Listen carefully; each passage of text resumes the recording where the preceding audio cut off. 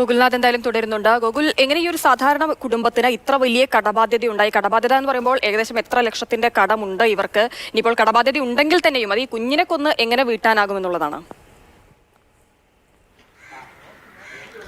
Police അത്തരത്തിൽ കടബാധ്യതയാണ് കൊലപാതകത്തിലേക്ക് നയിച്ചതെന്നുള്ള കാര്യത്തിൽ വ്യക്തത വരുത്തിയിട്ടില്ല. അങ്ങനെ ആകാനും ആകാതിരിക്കാനുമുള്ള സാധ്യതയുണ്ട്.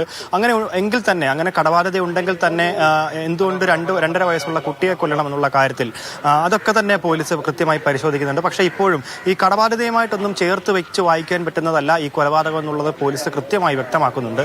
അങ്ങനെയല്ല എന്നുള്ളത് തന്നെയാണ് പോലീസിന്റെ പ്രാഥമികമായിട്ടുള്ള നിഗമനം. അതിനപ്പുറത്തേക്ക് എന്തോ കാര്യങ്ങൾ ഇതിൽ നടന്നിട്ടുണ്ട്.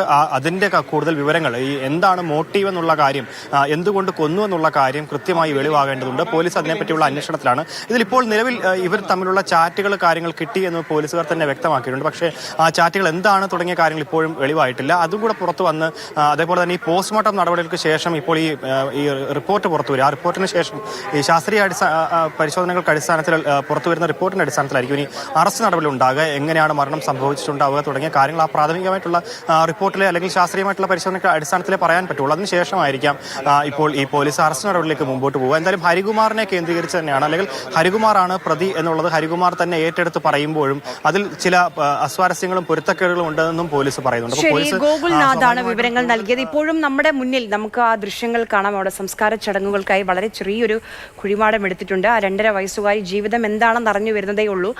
അവൾ സ്നേഹിച്ച ആ കൈകളാൽ തന്നെയാണ് അവൾ കൊല്ലപ്പെട്ടത്.